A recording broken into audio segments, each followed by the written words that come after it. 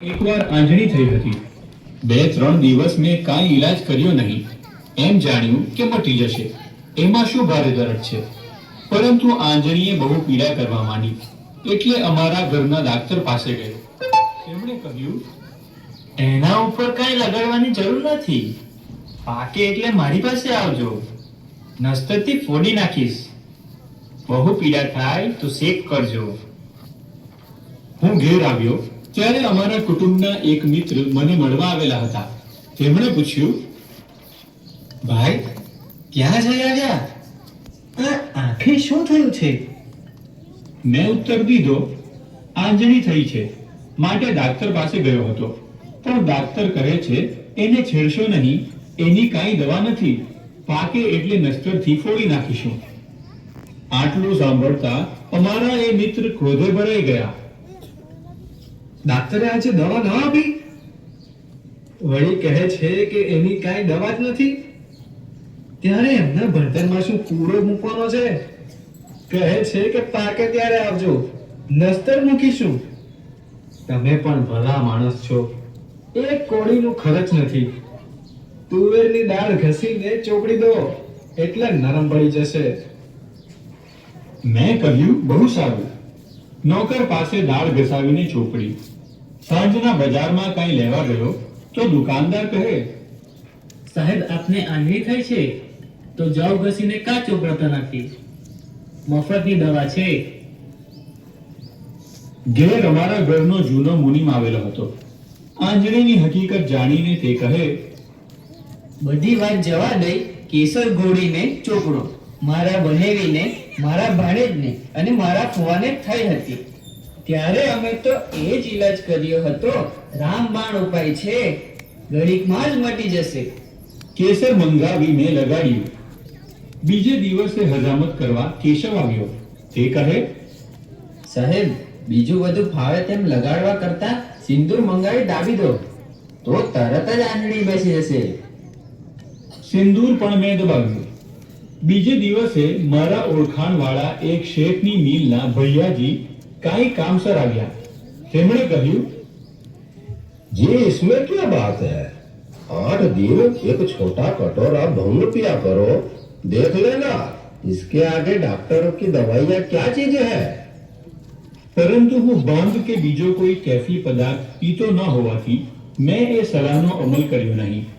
મારા વૃદ્ધ માસી પૂજાનું ચંદન ઘસતા હતા. તે કહે, ભાઈ, આ ચંદન લગાડી જો. મેં ચંદન લગાડ્યું. જમતી વખતે રસોઈયો કહે, સૂંઠ ચોપડો. મેં સૂટ પણ ચોપડી. ખેપ લઈને ધોબી આવ્યો. તે કહે, લવિંગ ઘસીને ચોપડો. બળતરા બળશે પણ આંજણી ઊભી જ નહીં રહે. લવિંગ પણ લગાડ્યું. કેમ કે આંજણીના વધતા જતા દુઃખથી હું કંટાળી ગયો હતો અને કાંઈ કરતે આરામ થાય છે એમ વિચારી આ પરદુઃખ ભંજક મનુષ્યોની સલાહો એક પછી એક જોતો હતો. હું ઓટલે ઊભો હતો તેવામાં ગોળ વેચનાર વેપારી આવ્યો. તેણે કહ્યું, શેઠજી, અમારા લોક તો આવી આંજણી થઈ હોય તો તેના ઉપર ગોળનો ચપકો દઈ દે. છરીના પાના ઉપર ગોળ મૂકી તેને તપાવી લગાવી દો. ગરીબ માણસનો ઉપાય છે. અમે ડાક્ટરના પૈસા ભરીએ તો મરી જઈએ. ગોળનો ચપકો તો શેક જેવો જ માની તરત લગાવી દીધો. પરિણામમાં દર્દ વધ્યું. સાંજે અમારા ગોળ કહે, ગોળ એટલો ગરમ માટે એલચીના ઘીમાં ઘસી ચોપડો. ઘીમાં સર્વગુણ રહેલા છે. હું તો જુલાબ લેવો હોય ત્યારે પણ દિવેલ પીવાને બદલે ઘી જ પીવું છું.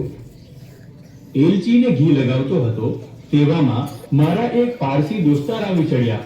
તે કહે, અરે મિસ્ટર, આ શું કરી મૂક્યું છે?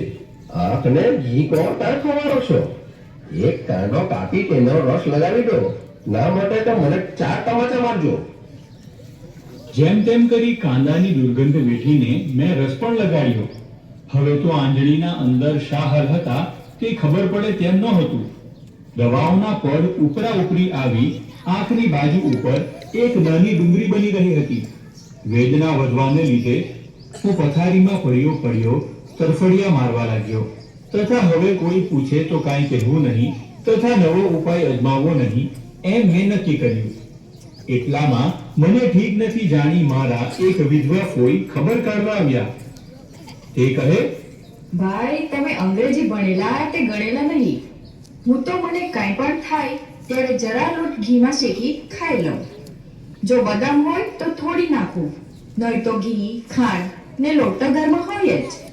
તાવ આવે, ઉધરસ થાય કે વા આવે, માથું દુખે કે સળીગમ થાય, તો પણ મારો તો એક જ ઈલાજ છે.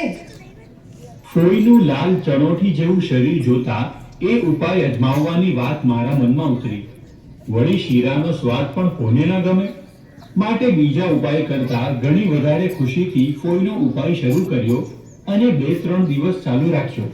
પણ આંજણી તો કશાને ગાંઠે નહીં. અંતે પાછો ડાક્ટરને ઘેર ગયો.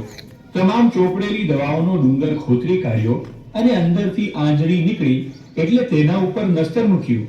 બગાડ નીકળી જતાની સાથે જ આરામ લાગવા માંડ્યો. મારા જે હિતેચ્છુઓએ મારી દયા ખાઈને મારા દુઃખનો ભાર ઓછો કરવા કાળજી રાખી હતી તેમનો જાહેરમાં આભાર માનવાની આ તક લઉં છું. સારાંશ: આ હાસ્ય નિબંધમાં પારકાની મુશ્કેલી જોઈને માંગ્યા વગર સલાહ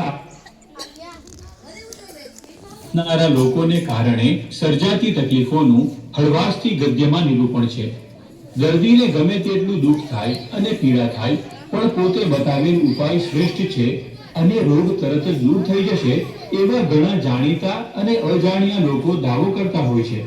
આ નિબંધના કેન્દ્રમાં આવા લોકોની સલાહને અનુસરતી દુર્દશાનું હાસ્યજનક નિરૂપણ છે. આંજણીના નિવારણ માટે અપાયેલી અનેક સલાહોનું રસપ્રદ નિરૂપણ અહીં છે. છેવટે દર્દીએ નિષ્ણાંત ડાક્ટર પાસે જ જવું પડે છે. આ હાસ્ય નિબંધ દ્વારા માનવ સ્વભાવમાં રહેલી શિખામણ આપવાની વૃત્તિનો પરિચય મળે છે.